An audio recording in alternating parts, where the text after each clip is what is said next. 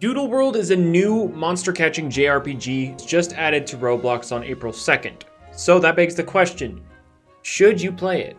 Now, I'm not really going to be the one to answer that question. I'm just going to give you a rundown of what you can expect from this.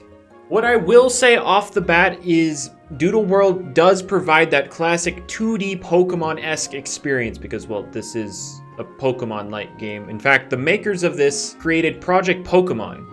First, I want to address how the story feels in this game. They definitely went for a more comical, lighthearted feeling in this game because opening the game up, the first thing that happens is your mom sees that this competition is happening and then forces you, her child, to participate in it so she can travel around the world someday.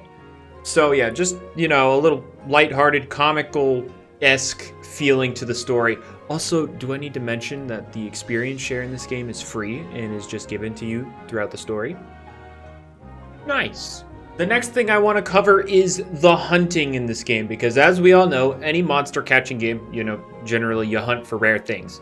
In this game, I have to say, they nailed the quality of life when it comes to hunting. Even someone like me, who generally doesn't like it, can get into it. In fact, I'm quite far into it myself, thanks to the chain mechanic. As you can see, the game is telling me that I'm currently at number 300 on my chain for Rosebud. What that does is actually quite a few things that really help out anybody trying to hunt. It increases the misprint odds, the hidden trait odds, and the odds of finding it in a skin. And misprint is basically shiny, hidden trait is hidden ability, and a skin is, well, a skin. And the process of chaining is quite simple. Let me just get into a battle real quick, and I'll show you real quick what it's like for a chain. As we can see, I have a rosebud. Chaining is very simple. Just knock out the object of your chain. And as it said before, it was a rosebud. So I simply have to knock out the rosebud. As we can see here, my Lipo, which is a doodle, obviously, you could see the 2D design here, knocks out a rosebud, and then I just check my chain again, and the chain goes up. The further your chain, the higher your benefits, and most of these bonuses don't have caps. So this kind of thing is very, very good, especially for people that play for, free to play.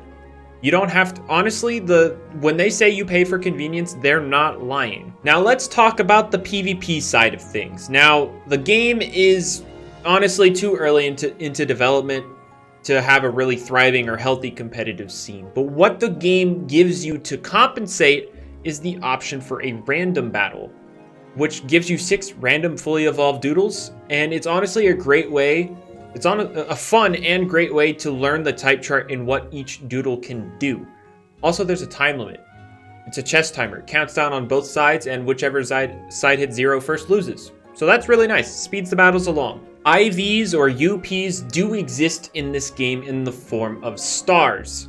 The more stars you have, the higher your stats will go. Each star being 5 stat points at level 100, but specifics. But EVs, I do want to say, do not exist. You do not have to EV train anything. Instead, they are replaced with equipment. Each doodle can hold 3 pieces of equipment that all adjust the stats of the doodle. So there's your way of customizing each individual doodle for battle. Natures also exist in this game, and there are already nature mints implemented into the game. So you can easily readjust the nature of your doodle. Also, you roll 2 different stats, but you can lock the one you want, such as here, 10% is the highest natures go. So I could simply re-roll this. Well, it didn't tell me, so let's check it real quick. What I ended up getting, I got plus 10% defense. So you can easily re-roll your natures in this game. So getting a proper nature PvP doodle will be a piece of cake. Though I guess I should tell you how to get them. I mean, they're in any shop. 750 in-game cash. That's all it takes. Easy. Now, ability capsules and ability patches will be implemented in a later point in the game. I mean, ability capsules already exist in the form of trait badges, but there's no real consistent way to get them yet. So you will be able to swap your abilities around and potentially get the hidden abilities easier in this game, which are known as hidden traits. But fun fact, the base hidden trait rate for free to play is 1 in 200, and you can find them in the wild at any point. So free to play, honestly living pretty good in that regard. Now let's go over some of the extra features this game has to keep players busy. One of which are extra little tasks you can complete with each species of doodle that all can give different kinds of rewards, like titles, items, and cash.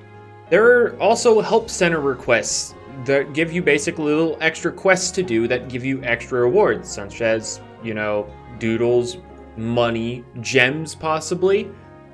So yeah, just extra stuff to do. There are also mythical doodles for those to hunt. They kind of roam around once you unlock them, and they have a base encounter rate of 1 in 800. And then possibly the most controversial part of the game is the roulette. The roulette lets you spin a wheel, 10 different doodles available, and you can get some naturally unobtainable doodles, including mythicals from this. So a lot of people like to consider this the point of pay to win. However, in things like competitive PvP, you're not allowed to use anything that's currently exclusive to the roulette. And the maker Wish has also confirmed that every single doodle will eventually be available outside of the roulette. So there's no real pay to win there.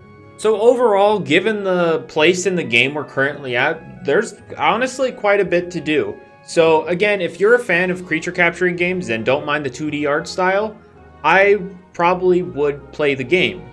Also, the quality of life is really good. So yeah, that's basically how I feel about the game. Make sure to leave any questions regarding the game you have in the comments below. I will try my best to answer them either in video format or responding to your comment. So yeah, hopefully y'all enjoyed. Make sure you subscribe so you see more stuff, and I'll see y'all in another video. Also, for the love of God, please, if you want a grind experience in this game, do not beat Jack. Do not do it. Don't do it.